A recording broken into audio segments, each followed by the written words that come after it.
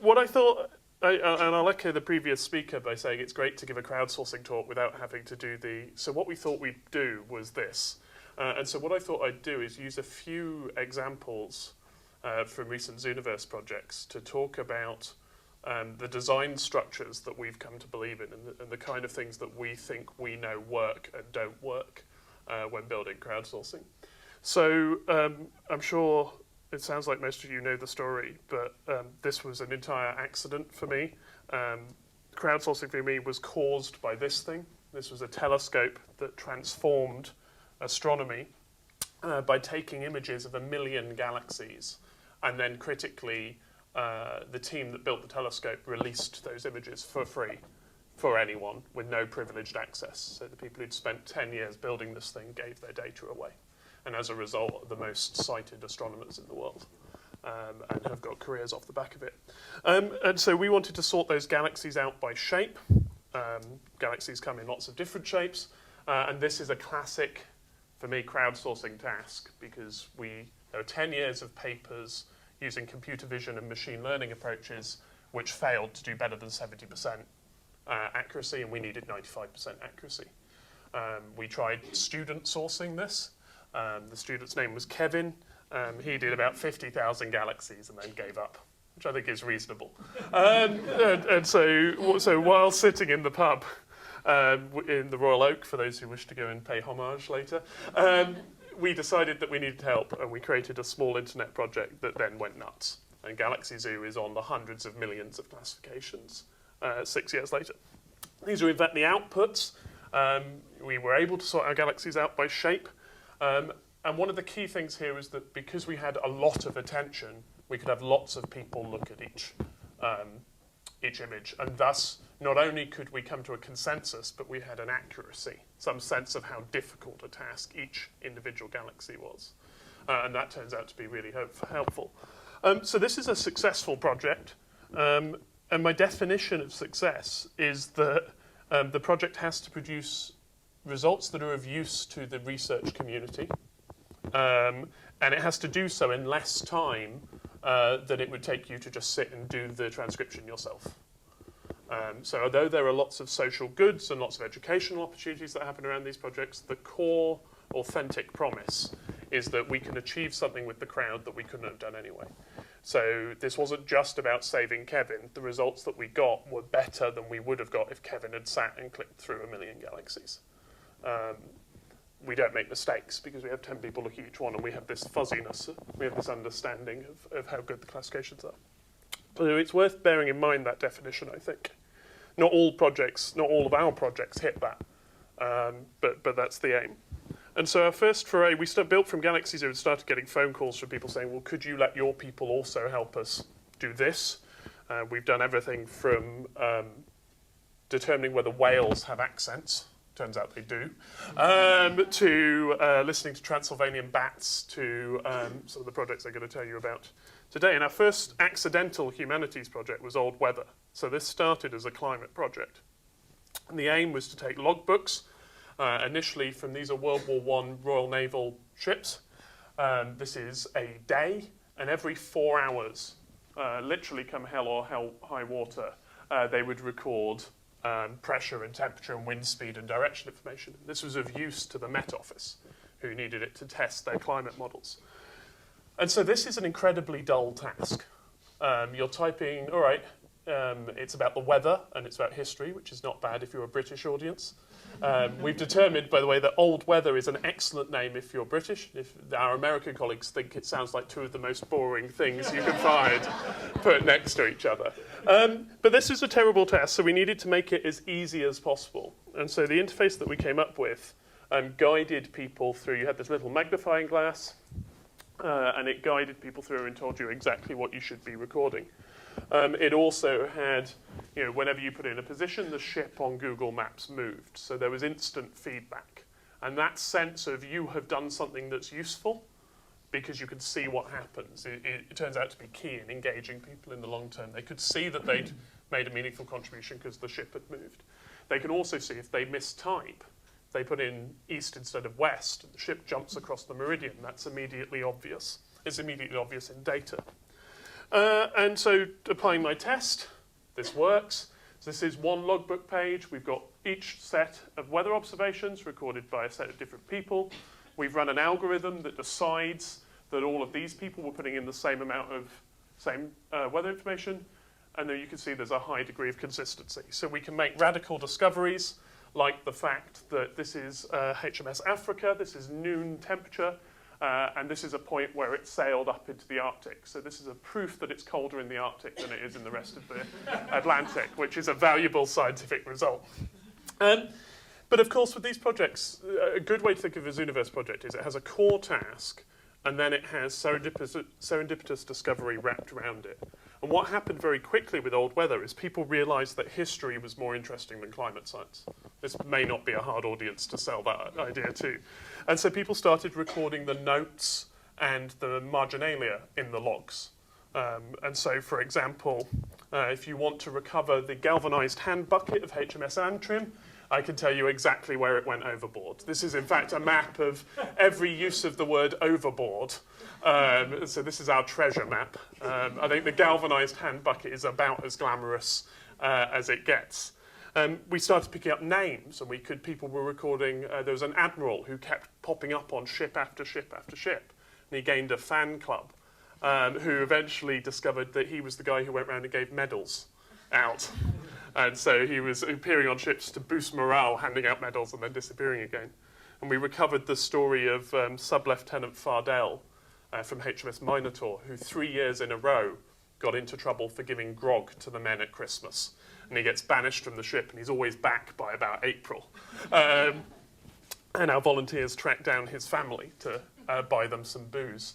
And so most of these are in little notes. So I just wanted to put a few up. So we've got lecture by the captain, subject the evolution of man. It doesn't record whether the crew enjoyed it or not. This day being Good Friday, sailors get a holiday. So you've essentially got mostly social history in here. People have leave. One of my favourites is this one. This is HMS Ronaldo at Simonstown. And all it says on the page is at sanatorium. And there is no one on the sick list, by the way. And we couldn't quite work out what had happened, but there's a clue, I think, 2 weeks earlier, the ship had had its first shore leave for 6 months. And something made them go back to port and have to go and get the entire crew treated. So we can speculate about what that might be. And then we can systematically record this data. So this is the sick list from HMS Africa. In 1918, there's a spike. There were 600 people on board this ship. Nearly 500 of them are ill. And this is, of course, the influenza, Spanish flu outbreak. I put this up because we didn't even know, the historians we worked with didn't know that sick list numbers were recorded in these logs. So we didn't ask anyone to record this data. We didn't know we were interested in it. What happened was that volunteers banded together, started talking, noticed this was there, invented a syntax that they could use to record this, systematically recorded this, and then asked us for access to the database so we could send them the data systematically. So this is a bunch of people who've essentially built their own project without having to do any development on top of our climate science project because they were interested in this sort of thing. And that's the sort of rapid reaction that we were just talking about, which you can make happen if you have this core task and then community and serendipity. So one way to think about this, I think, is sort of a Donald Rumsfeld type of model. This is an excellent slide for waking people up because it's terrifying. But there's this slightly facetious quote from the poet Rumsfeld about, you have known knowns. So in our case, that's the climate data. We knew we were after that. We designed an interface for it.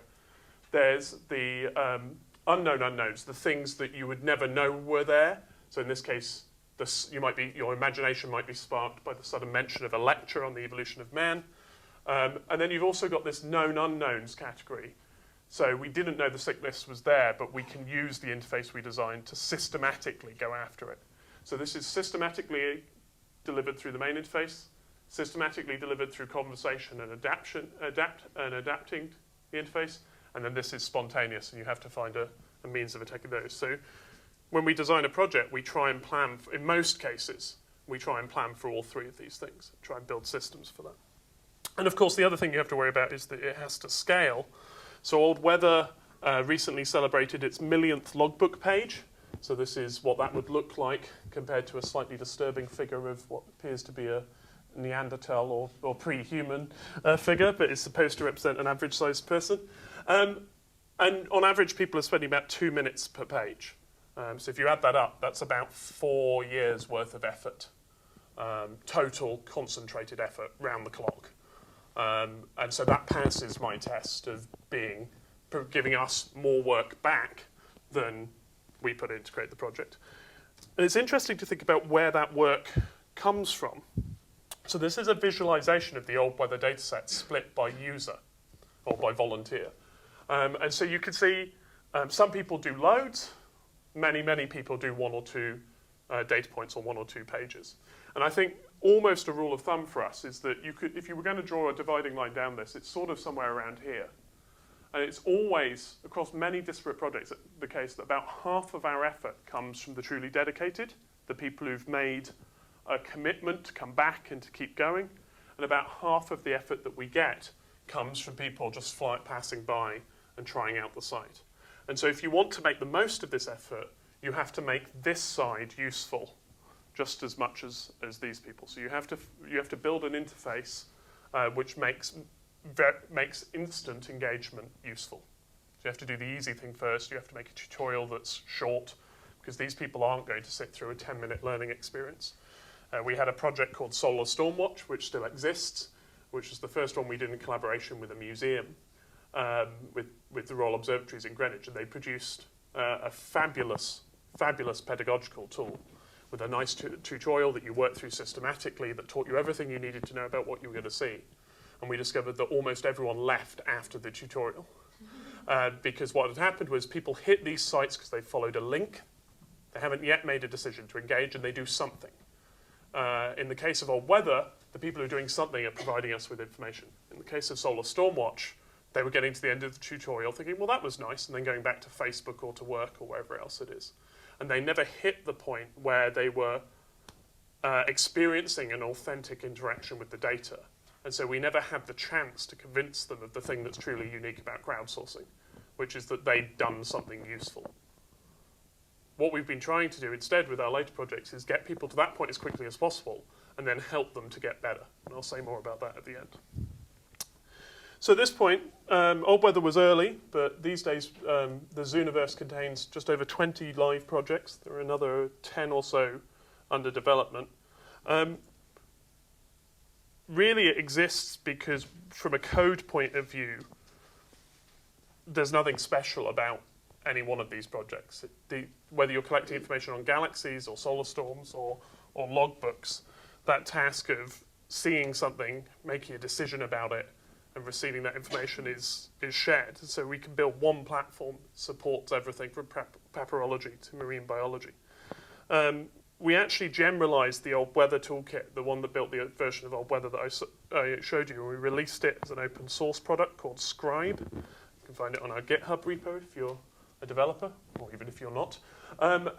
There's a nice implementation of Scribe that I'm not going to talk about because it's very similar in theory to old weather, but with the Bodleian libraries. This is the What's the Score project, which is getting metadata from a musical collection. It's the same principle. We have a set of specific things we're looking for.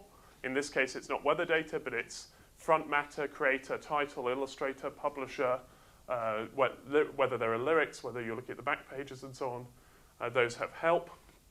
Some of them, like genre, require a bit of thought. And then there's a discussion and a broader engagement. And so this works at the level of the page. So we now have a system that works when you're looking at a logbook page or a piece of text and you want some information. And the other humanities project we took on was something that was a lot harder. So this is Ancient Lives. This was AHRC and University Fell Fund funded. He said ticking boxes with funders. But Ancient Lives is an attempt to engage with a collection called the Oxyrhynchus papyri.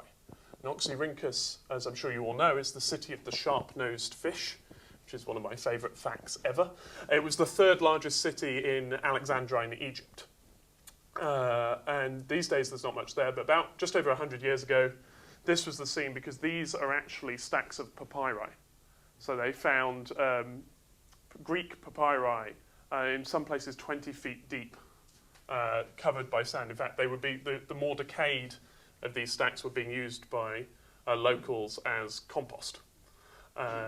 So they were found by a couple of Oxford undergraduates who quickly arranged an effort. They shipped out copies of the Oxford University Gazette, which has nice acid-free paper. They paid the locals to extract the papyri, put them between the pages of the Gazette, and they were brought back to Oxford, where they've sat ever since. And in fact, some of them were, there was a big digitization effort in the 50s in which a lot of them were photographed. And similar to Galaxy Zoo, there'd been an effort to try and engage with these images. So actually, here's a typical one. To engage with these images using computerized means, which had succeeded in part, but hadn't got the level of completeness that the team wanted. And so we thought this was a suitable task for transcription, but this is clearly much harder than putting in a wind speed and a direction. For starters, it's in a language which we didn't expect our audience to be able to engage with. And so we applied the principles that I've told you about. This is the front page of Ancient Lives. There's one click. It's not the things I'd change about it now, but the point is there's a small amount of text, one click, and that takes you into the classification interface with an overlay, which is actually a short tutorial. And then your task is to click on a letter and click on a keyboard. Click on a letter, click on a keyboard. And it's just pattern recognition. And so you don't need to know Greek to do this. This is letter by letter transcription. I wanted to show this particular example, as I'm sure the scholars, the classical Greek scholars in the audience have recognized. This is a piece of the Book of Revelation. It's the oldest known piece of this particular bit of Revelation, which has the bit about the number of the beast in. The number of the beast is up here. And those who know, I can't believe they got a laugh at that point, but those who know will point out this is 616, and the 666 thing is a later typo. And so this is a nice thing to talk to your audience about. So Ancient Lives proved popular. We solved the problem of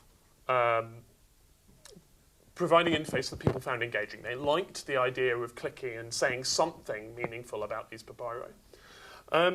But we created a problem for ourselves because we created a data reduction problem. Now, for crowdsourcing to meet my criteria of success, it needs to save me time. And what Ancient Lives spat out was something like this. So this is a particular papyrus, I guess. Each dot represents one single letter transcription. And so you can see they're clustered. So, for example, here, that's a letter, that's a letter, that's a letter, that's a letter, that's a letter, that's fine. But down here, you begin to get into problems with, or down here, you don't know who's referring to which letter. Maybe some of these people have put 2 or 3, and then do we listen to them, or do we, and how do we combine their classifications with somebody who's only done 1?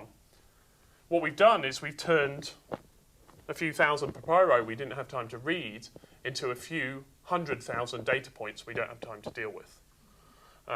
And it's not a good solution to sit and look by eye. For any particular papyrus, you could sit by eye. You could pull up all the transcriptions. You can make a sensible description.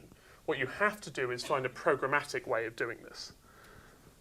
It's another advantage, I think, from Zooniverse, because we have this problem in almost every project that we come across. We can share expertise and we can share code. This was one of the more challenging ones, but we ended up stealing code from biologists who do DNA transcription, where they have the same problem, where if they want to read off a genome sequence, they replicate many millions of copies of the sequence, lots of which are fragmented. Then they read them all, and then they try and stitch them back together. And the good news is that that works, and we can now produce reasonably sensible transcriptions of papyri. But what we also wanted to do was, we knew, so that's the sequence if you know no Greek. That's what happens. You turn up, you click, you provide us with information, we can process that, and we produce a first draft transcription. But for this project in particular, we knew there'd be an expert audience out there. We have people who can speak the language. We have classicists who've lost touch with the subject, who we knew would be keen to engage. And so we wanted to provide a place for them to participate as well. We wanted that to be a bit more sophisticated than a forum. We'd had a lot of success with the Galaxy Zoo forum, but again, we'd created more work for ourselves. Galaxy Zoo in its first couple of years, generated something like 300,000 forum posts. And so I've turned the task of looking at 1 million galaxies into a task of in some way searching or engaging with 300,000 forum posts, which if I need that to find the unusual and the interesting, doesn't help me at all. So we need to do better than that. And so the solution, which is deployed on Ancient Lives and a lot of our other projects, is a sort of focused discussion tool, which is again open source. It's called Talk. And it's one click away from the interface. So you're in the main interface looking at your papyrus, you're transcribing it, and then you think, well, I want to say something about this because I think I recognize the word for Jesus, or because I recognize that I haven't seen anything like this before, or it looks like a list. I want to say something about it. And with one click, you end up on a page like this. You have your image, and then you have short comments discussing this. In this case, this is a discussion between about 6 or 7 volunteers about whether this is a bill or not. It looks a little like a receipt. And what's interesting is the person who raised this, the first person who saw it in the main interface, had no expert knowledge whatsoever. They just raised the question, this looks interesting. And we have a bunch of expert users who hang around on Talk, who come in and say, and there's a debate about how to translate a couple of the words. It says for dinner. And we also see evidence of teaching in here. And so the expert users, yes, they want to show off their expertise, that's their motivation, but they also say, no, you can tell this is a bill because this is a currency symbol, and so on. And so we've suddenly created levels of engagement that people self-select into, and the game is to try and provide the right level of information to the right level of person at a time. So the experts can hang around on Talk, wait for the less expert to feed them interesting things, and they can create a dialogue. Talk also has things like you can make collections and so on. We're seeing some interesting expert-led collections. Of course, once you've done that, it's better, but on the more popular projects, we now find that we've gone from having millions of images we didn't have time to look at, all right, we don't have hundreds of thousands of comments that we don't have time to read, but in some projects we have 30 or 40 expert users we don't have time to engage with. These projects operate in people's spare time, typically. I don't have a research team who have time to hang out on the forum and to be full participants. One part of that solution is to programmatically point them at interesting stuff. So Talk will email the research teams and say, this is the most interesting comment that no member of the professional research team have said anything about yet. And we have metrics for those things. But the other one is to provide a place for a more structured reporting. And so we're just beginning to play with this. There's no help yet, and we haven't promoted it to our community. But the Letters is a different discussion environment built on top of Talk, which allows expert volunteers to write short reports about what they've been up to in a sort of formal style. It's Letters because we didn't want to call it a journal, because that's off-putting, but we wanted something that gave that sense of once you've sent it, it's published and it's gone. So a letter, once you send it, is it's gone. It's very skeuomorphic, this design. I'm not sure it's right. But nonetheless, this is to just illustrate the point that we're trying to get to a level where our interaction with the sites can be to read the stuff written by the experts that summarize what everyone else has done in a format that we can easily reach. What we're seeking is decent, high-fidelity connections between the academic or the museum world and the communities that we're putting together, because we want to get as much information across that boundary as we can, but we can't do so by investing lots of the professionals' time at lower levels. So you can sort of begin to see there's a consistent approach here. It's about minimizing effort for getting authentic results. And so our next challenge is a project with the Imperial War Museum. I'm quite excited about this because we're going to take, as part of the First World War Centenary project, and the first stage of this project is going to be to take regimental logs from the First World War, from the front. And so this is an example of a log. This is a reasonably clipped one, reasonably nice handwriting, but these are records of engagement. You get records of deaths and injuries. You get records of supply lines. And you get movements. And one of the educational goals here is to get across the idea that people think of the First World War as a static conflict because everyone's seen Blackadder. But actually, what's happening is that regiments or groups are moving up to the front line and then back up. And so for an individual soldier, you wouldn't have been hugely static. And so we started talking to the Imperial War Museum, and they've gathered about 30 separate experts to consider how to attack this problem.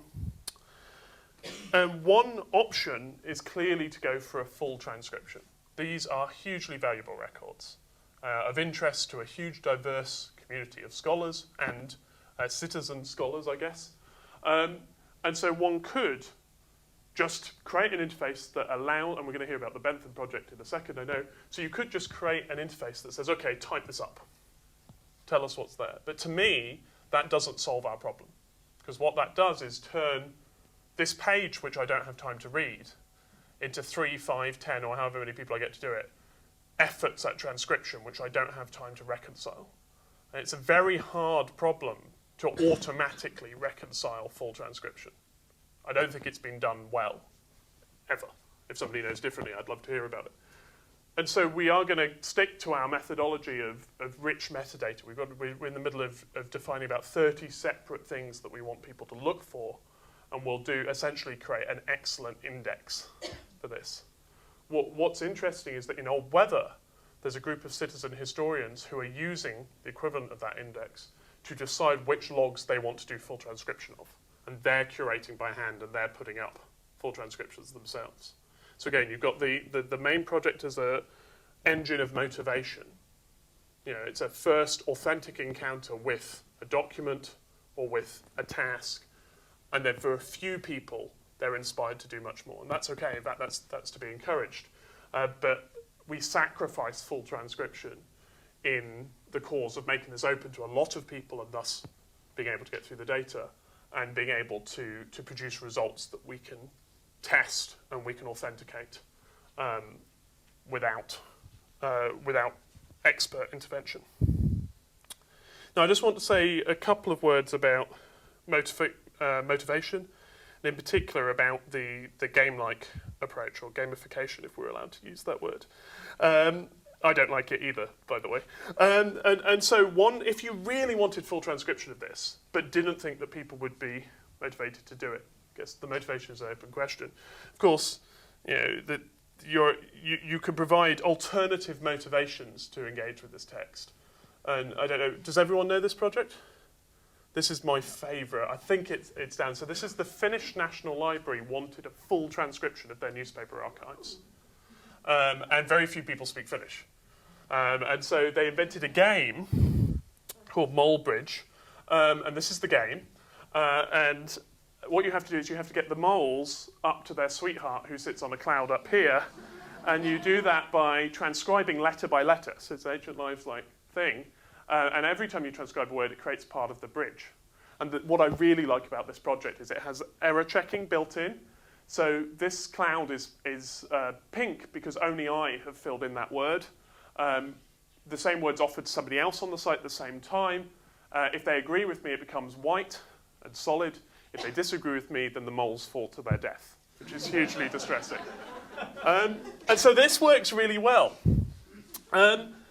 And it's a bit of the magic circle that we heard about with game. You know, people think they're in a game, they understand they're in a game, they understand, and it removes that need for explaining to them why you'd want to transcribe Finnish newspapers.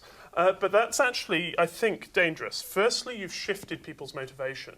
We know that in the Zooniverse, people are motivated by wanting to contribute, wanting to make a difference, wanting to add to the sum of knowledge. In this project, people are motivated by saving the moles from certain doom. And you may be okay with that, but you're also suddenly, I think, in competition with people who are just trying to make games without the additional constraint of making them useful in transcribing Finnish newspapers. And so to me, you've gone from solving one difficult problem, building a crowdsourcing project, to building two. Now you have to build a crowdsourcing project and you have to build a computer game that is engaging and fun. And that's hard, okay?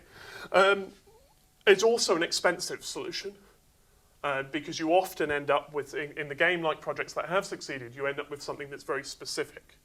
So when I talked about the Zooniverse as a platform that supports many different things, with a game, this one's actually quite general, but in many cases you end up with a solution to one very specific problem, which is then hard to generalize. How am I doing for time? Am I out? No. I've got. Okay, so, and just as a simple example of shifting motivation, we offered. This is a project. These are badges that you could get as a project that we tried as a thought experiment called SETI Live. This was actually looking for aliens. That was the goal of the project. I can discuss later whether that was a good idea or not. And you got these badges for all sorts of things, for degree of participation, for being the first to see a signal, for classifying 5 days in a row. We did create a badge that said, "You've discovered an alien," which posted automatically to your Facebook page. So this is how humanity will hear if we find aliens. And what we found was that, let's just take the example where we're giving a badge for 25 or 50 or 100 classifications. We did find that people were more likely to do 25 than 20 because we were offering them a badge for it. But we also found that a huge number of people left at 25. And we found that the overall participation dropped because people were satisfied by having got a badge and stopped participating. So instead of being intrinsically motivated by whatever task they were engaged in or by the site, we'd managed to turn them into people who were motivated by getting the next badge. Now, if you can design a badge scheme that precisely aligns with your needs, you can design a game whose points scheme precisely aligns with what you want, then that's great. If you can't do that, then I think you've had a very large impact on your community. And so the alternative, I think, is to try and think in real time about what your classifiers are doing and react to them. So it's my final example. I'm aware I'm jumping from project to project, but they're all just classification projects. These are results from a project which looked for exploding stars, for supernovae. And all you need to know is that the project involved answering some questions, and that sorted the images we're classifying into 3 bins. They were either likely detections, they were maybe interesting, or they were false positives. And what's interesting with the Supernova project is that we followed up a lot of these, so we had ground truth. And so we also had, so these are the user, on each one of these little graphs, you've got those 3 possible user scores, and then you've got these turned out to be real, and these turned out to be fake. And this is an automatic sorting of our volunteer behavior into 5 categories that are defined by the data. So, for example, we discover that we have pessimists. Regardless of what they're shown, these people don't think anything is real. They're therefore not providing useful information. These people are optimists. More or less whatever they're shown, they think it's interesting. Hint that says, actually, no, this is real. Or we could put them in training mode. Or we could send them easier examples.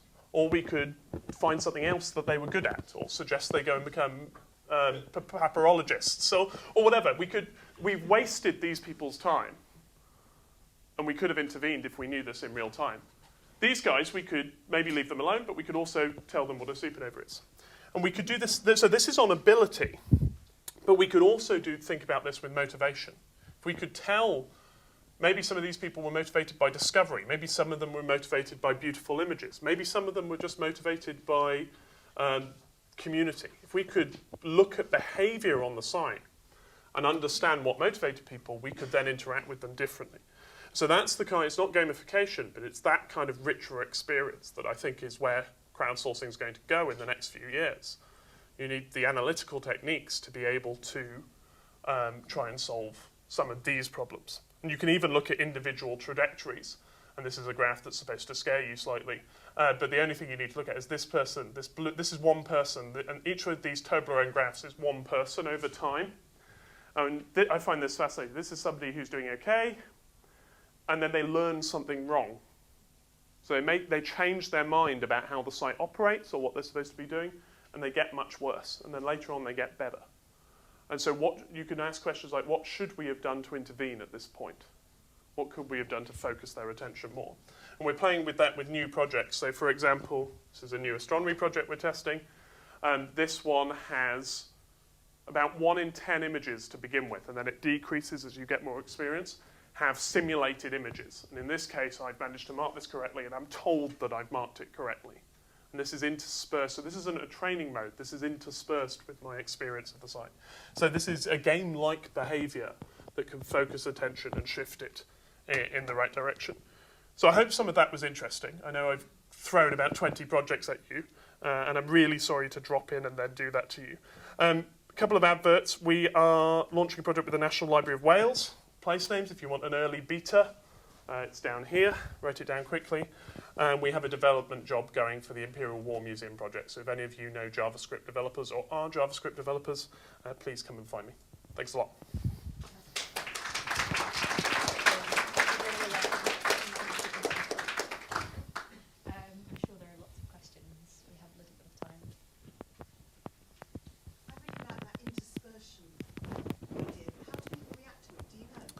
It depends how we do it. So the example I showed there where we say that was really good or you were wrong works fine. We've also tried interspersing generally encouraging messages. We've tried about 30 different things, all of which have the net effect of reducing participation. And I think that's because we break authenticity. As soon as you start saying, good job, that was fabulous, we're really happy, people are stuck in that educational game space. And I think it slightly destroys their feeling that they're doing something important and real and interaction. But the meaningful stuff about what you've just done goes down very well. And we turned it on. So our platform now supports a lot of A/B testing. So we turned this on for 10% of people. And they stayed on average about 4 times longer in an early beta of this project. So that's encouraging.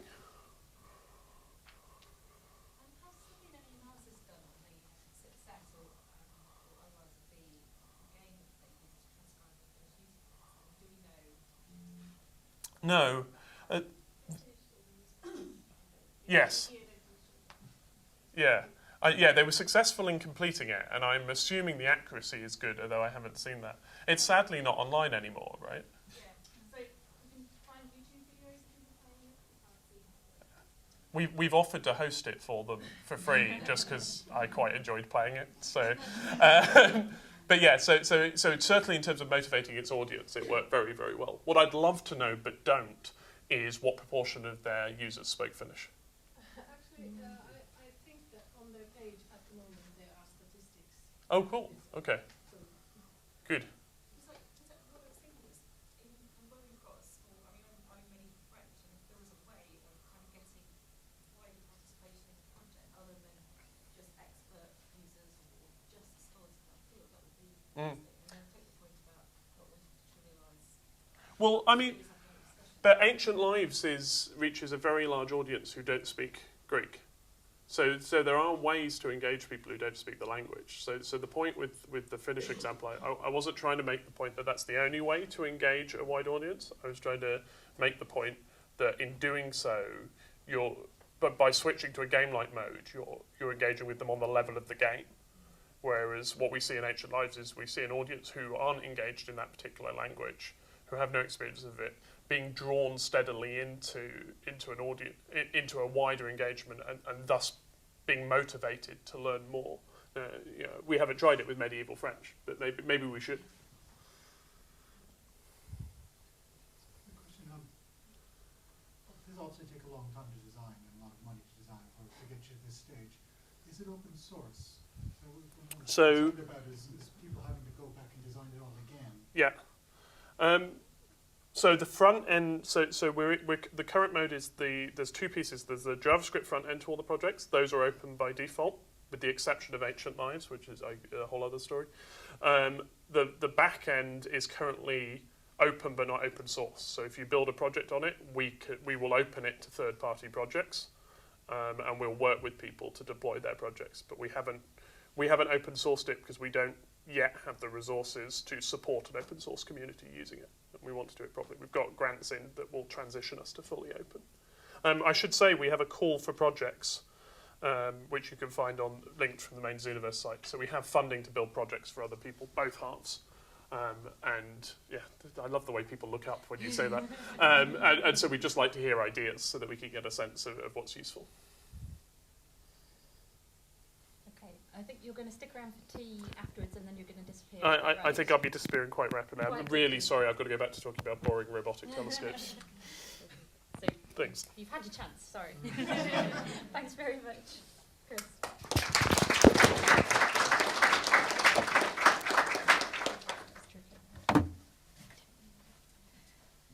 Okay, and wonderful! You managed to transform the technology for me as well. This is good.